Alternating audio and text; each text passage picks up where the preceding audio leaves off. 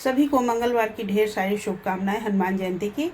तो देखिए, welcome back to my channel. मैं सुजाता जौहरी आप लोगों का अपने यूट्यूब चैनल पे स्वागत करती हूं। तो जो लोग भी मेरे चैनल में नए होंगे, मेरे चैनल को लाइक कर लीजिएगा, सब्सक्राइब कर लीजिएगा और बेल आइकन बटन को प्रेस कर लीजिएगा। तो देखिए, यदि हम लोगों को घर पे सुंदरकांड का पाठ करना हो तो हम लोग कैसे उसे साधारण विधि से कर सकते हैं। जैसे कि घर पे अकेले तो सुंदरकांड का पाठ करते ही हैं, लेकिन कभी कभी जैसे कि कोई जयंती हो या फिर आप कोई मन्नत मानी हो, तो इस तरह से जैसे कि 8-10 लोग को बुला करके उसके बाद से हम लोग सुंदरकांड का पाठ करते हैं।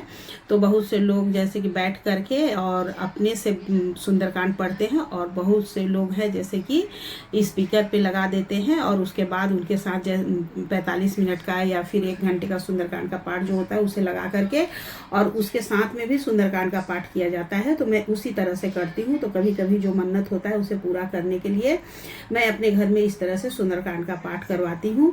तो पहले शाम के टाइम में 6 बजे का टाइम होता है, उस समय बजरंगबली जी की पूजा करती हूँ। पूजा करने के बाद उन्हें मदार के पत्ते पे राम राम लिख करके 11 पत्ते का माला पहना देना है। उसके बाद हमें राम लिख करके एक पत्ते पे सिंदूर रखना, क्योंकि हनुमान जी को सिंदूर बहुत पसंद था। और सिंदूर क्यों पसंद था? क्योंकि एक बार वो माता सीता को मांग में सिंदूर लगाते हुए देख लिए थे। तो बजरंगबली बोले कि सो माता, आप ये इतना लंबा सिंदूर क्यों लगाती हैं? तो माता सीता बोली कि आपके प्रभु श्री राम जो है वो ये देख करके बहुत खुश होते हैं, इसीलिए मैं इसे लगाती हूँ। तब से बजरंगबली जी भी अपने आप को पूरा सिंदूर से ही पोतने लगे थे।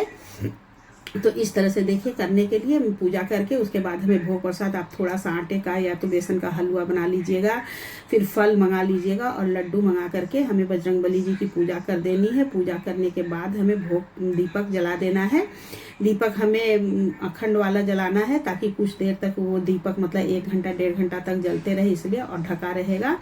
तो दीपक जला देना है। उसके बाद हमें भोग प्रसाद लगा देना है।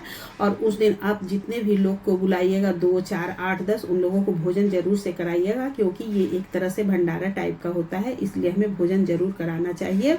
तो इस तरह से सभी को बुला करके उसके बाद सभी को एक एक पुस्तक देती हूँ, और देने के बाद से हम लोग सुंदरकांड का पाठ बैठ करके करते हैं। और जब सुंदरकांड का पाठ समाप्त हो जाता है तो सब लोग मिल करके हनुमान चालीसा, सुंदरकांड का पाठ करने के बाद से हनुमान चालीसा का भी पाठ करना चाहिए। और हनुमान चालीसा का पाठ करने के बाद हमें आरती करनी है। तो आरती पहले हमें गणेश जी की कर देनी है, उसके बाद से हमें बजरंगबली की करनी है, क्योंकि आपके मंदिर में देखिए गणेश भगवान जरूर होंगे। तो पहले उनकी आरती कर दीजिएगा, फिर बजरंगबली की करिएगा।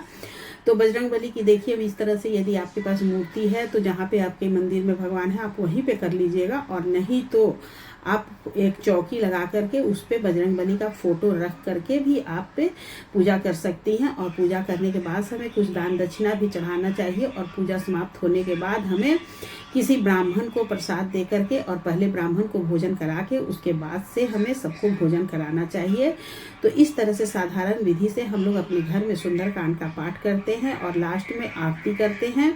और आरती करने के बाद से सब लोग प्रसाद ग्रहण करते हैं। पहले प्रसाद ग्रहण करने के बाद सब लोग भोजन करके फिर सब अपने घर को जाते हैं।